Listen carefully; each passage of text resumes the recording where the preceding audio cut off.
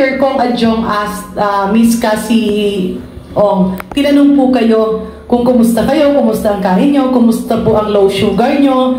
You mentioned, okay naman kasi may maintenance. Ano po ang maintenance nyo?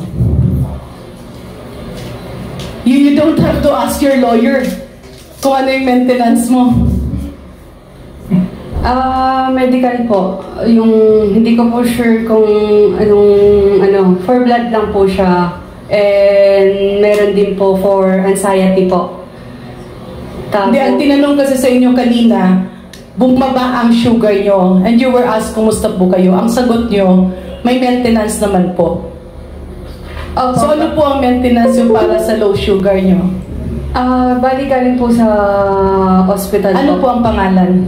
Hindi ko po sure. Yeah. Mr. Chair, can I ask, when that happened and her sugar normalized, is it not that she was given sugar, Coke, or candy? May pinainom sa inyo? Coke or candy dito? Meron po, Mr. Chair. Tapos bumalik sa normal?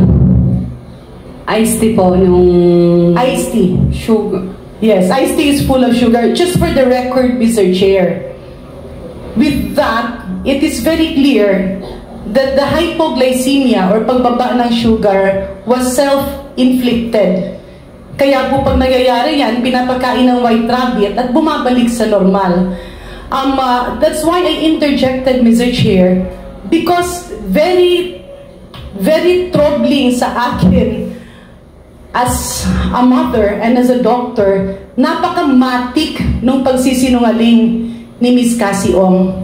When she was asked low sugar, agad-agad nakasmile pa with all the eyes. Walang problema kasi may maintenance. In other words, Mr. Chair, I hope I'm wrong, but her actuations and her actions reflects a complete picture of a pathological liar. Thank you, Mr. Chair.